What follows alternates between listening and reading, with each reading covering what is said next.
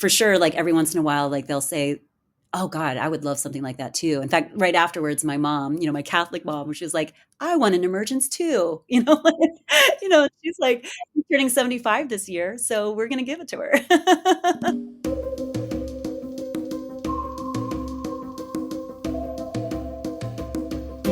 How can we honor our youth as they come of age in ways that are strengthened by tradition and also allow their unique spark to shine? What would happen if we let them tell us what they need and co-created ceremony with them? Join us as we hear the story of the Emergence Ceremony that bridged into a powerful transformation for the entire family.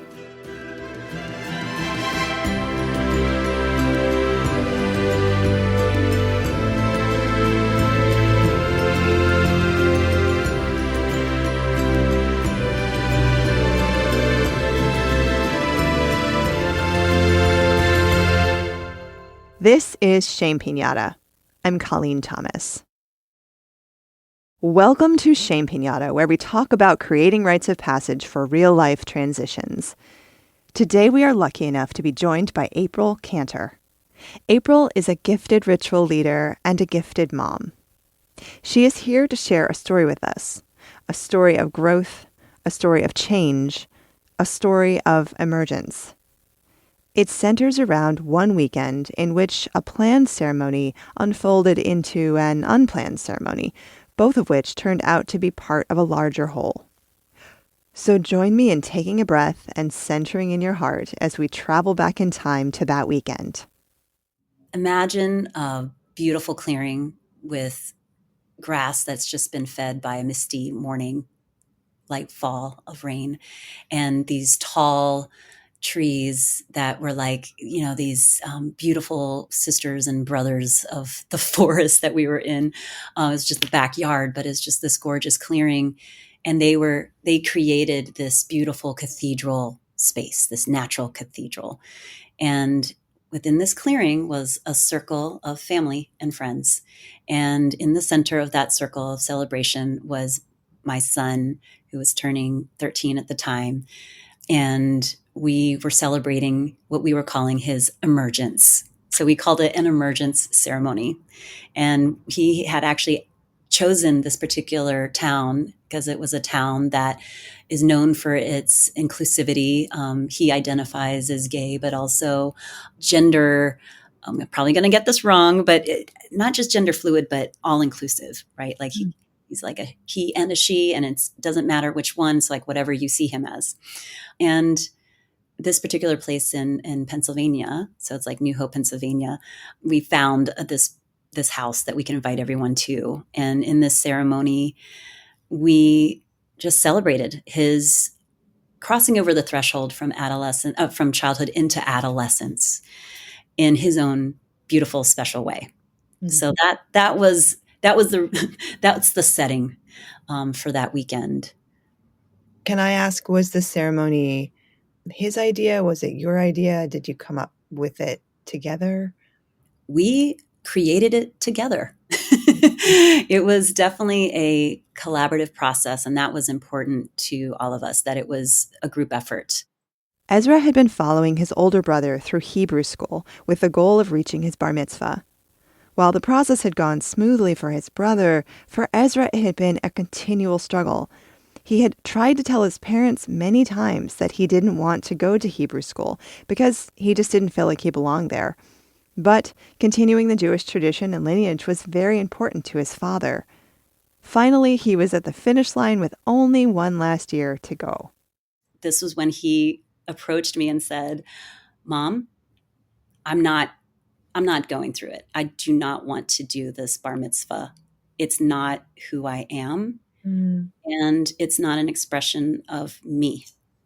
And I just sort of I heard him, my heart really heard him. And I knew that he would have to tell his dad, who would be really disappointed. And he also knew that too. But, when I prepared my husband, I said, look, just when he tells you what he's going to tell you, just really listen, listen with your heart at what he's saying. And so once he got the message from our son, it was a bit of a relief, I think that's what my husband would say. It's like there was a relief to it of like, all right, right, we're not struggling anymore. And we heard him and we are like, okay. So we all took a deep breath and thanked him. And then, of course, informed the family because we also knew it was important to his grandparents, right? And I think to most Jewish people, it's important, right, that we have some sort of lineage that keeps this tradition up. But because we're such a tight family, too, we also want to honor just the growth of family and the growth of the individual on their own personal journey. And that being said, my husband and I both agreed you still need some sort of rite of passage. Like that's Mhm. important. That this is your time. Let's figure out something. We don't know what that looks like yet, but this still calls for some sort of rite of passage. And that's how it started. Mm. Wow. That phrase really, really caught me when you said, "My heart heard him." Mm. Yeah. Mhm. Yeah. Yeah. Because there's so many conversations we can have with people where the communication does not actually get down that far and drop into our hearts because there's so many other levels at which we operate. Yeah. And think Yeah. about all the times that we had not really heard him, for Yeah, all of these for su years and the sure. struggle. Yeah. Wow. And that he persevered, so I Oh. wish that for all youth to be able to persevere until till others can really hear. Mm. Um, Yeah. Ezra spent the summer preparing for the ceremony. He engaged in spiritual study, put energy toward a service project, and created and made it through a significant personal challenge. The entire family was looking forward to being there to celebrate him on the day of his official emergence. But out of the blue, the family learned that Ezra's grandpa on his father's side wouldn't be able to come because of health issues.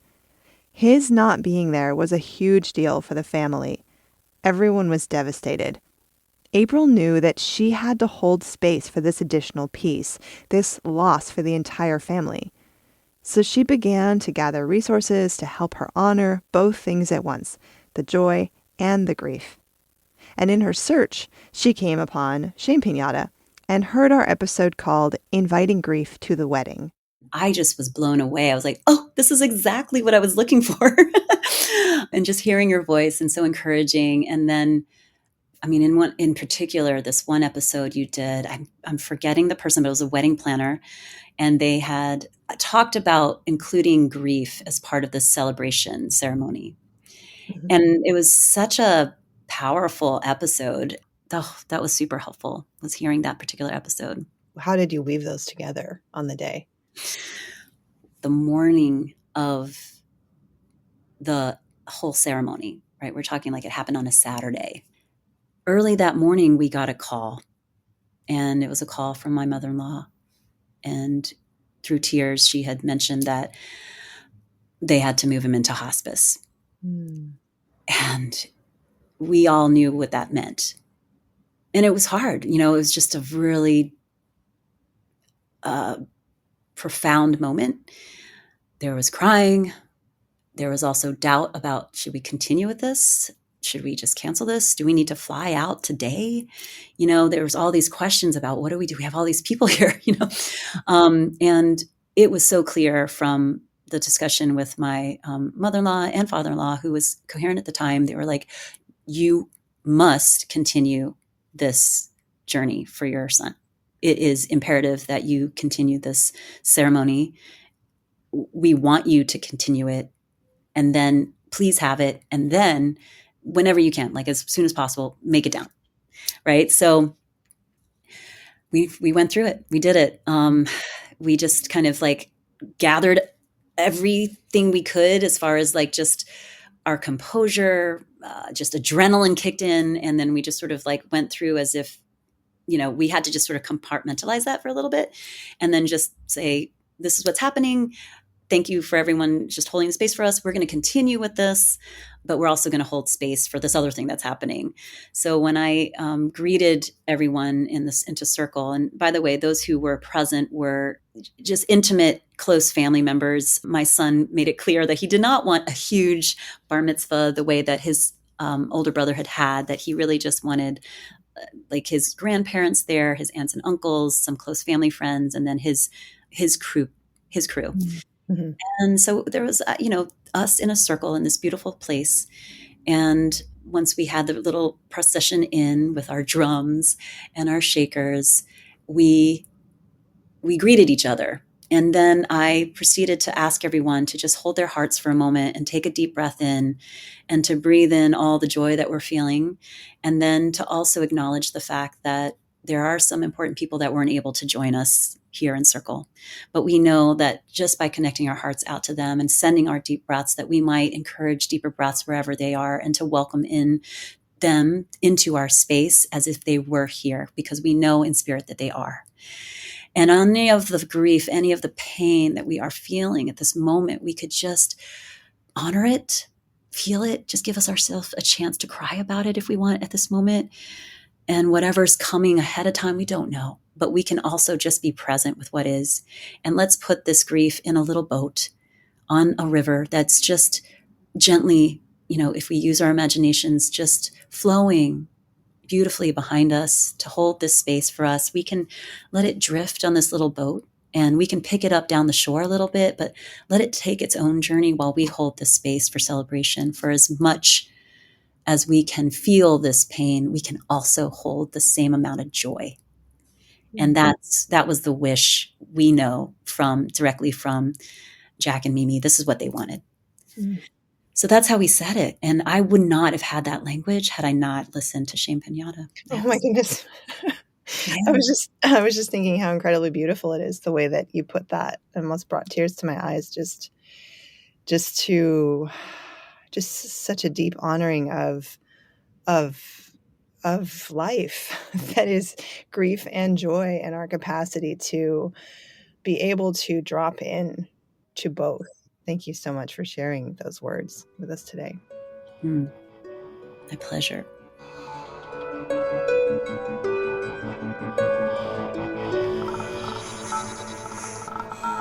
It's wonderful to have you here.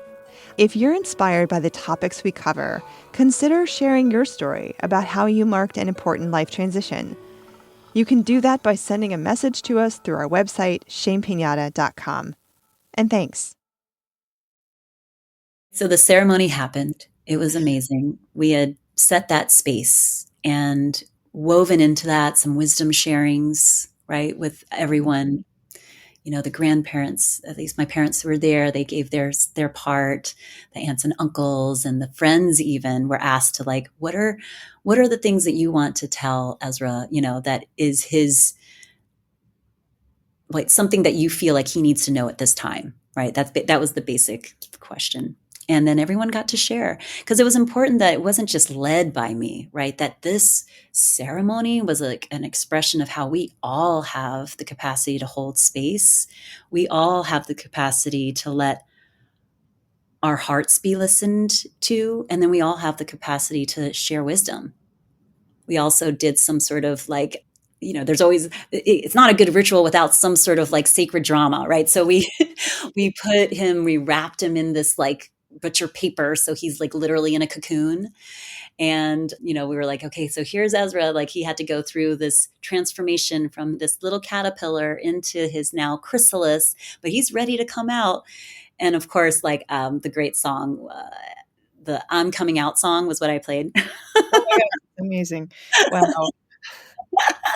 But before that happened, like we were drumming and we were like, the song is one of those songs that you might hear a lot in Circle, which is like, I'm opening up to the sweet surrender, to luminous love light of the one. And just like letting him struggle a little bit in this really wrapped cocoon that he's in. And then to eventually, like, little by little in his own way, he starts to like break out of it. And then we had entrusted some of his aunties to become his fairy godmothers, and they gave him his wings. So we bought like these Isis wings that light up, and so he got to like wear that, and then like he flew around the circle and was just this like, just this beautiful expansive butterfly just flying around the circle and giving high fives to everybody. And it was just such a celebration that we could still have all of that, in this very encapsulated moment of time. Look, we knew it was special when the photographer, who was really only supposed to be there for a certain amount of time, like literally just expanded his time there to be Oh, with wow. us. And he kept saying, thank you. Thank you for inviting me to this space. I know I witnessed something really special.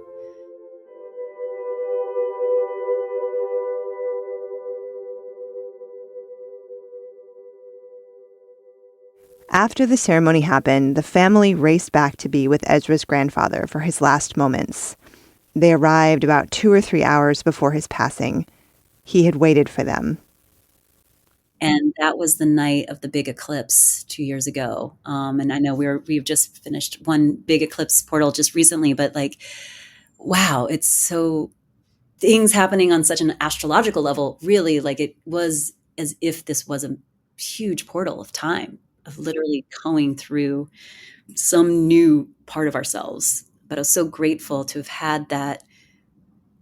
It's almost like the ceremony expanded into that space. Mm-hmm. And so from that larger circle, we had this smaller circle where we were gathered around his bedside in the hospital, and just, having breaths with him. We were able to tell him how much we loved him and give him a recap of what happened at the ceremony. We were even able to get his little thumbprint on this like family tree thing that we collected everyone's thumbprints on. So his thumbprints on there. And then he shed one last tear, took his last breath. And while we were holding his hand or some part of his body, we witnessed his last breath. And then that was it, right? Like there was silence and then crying. And then I just remember the bright moon outside once we had to leave the hospital. But it all felt whole in some way. Just so glad that he waited for us. That's so beautiful. Thank you for sharing that with us. Thank you for hearing that. And so, right, ceremonies can be big and they can be small. And they can be planned out and they can be instantaneous. Yep. Yeah. Wow. I'm so grateful to you for sharing this story with us, because I think we all need more examples that could potentially spark, oh, wow, that or that little aspect of that's exactly what I'm looking for right now. So thank you. Thank you, Colleen. Seriously. Thank you for being with us today to hear this story. It's so important to make room for all of the layers of life that overlap in real time.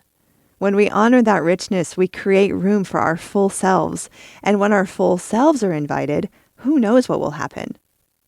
So how are you emerging right now? And how might you like to celebrate that emergence?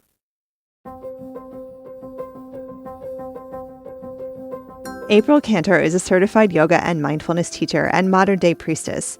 Through her company, Soul Shine Life, she holds sacred space for children, women, and men to cultivate a curious and kind relationship with self, community, land, and source. For guidance in creating your own Emergence Ceremony, you can contact April through her website at soulshinelife.com or directly through Instagram at soulshinelifeyoga. Our music is by Terry Hughes. Find us on YouTube, IG, and X at Shame Piñata. Reach us through our website, shamepiñata.com, and subscribe to the show on your favorite player. Also, be sure to check out Everyday Magic for Ukraine, our series of ongoing 10-minute meditations that support you as you support Ukraine.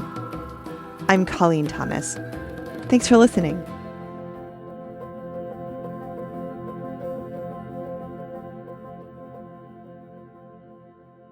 P.S. Get up to 2 months of free podcasting service with Libsyn. Check out the show notes for your promo code to get started podcasting today.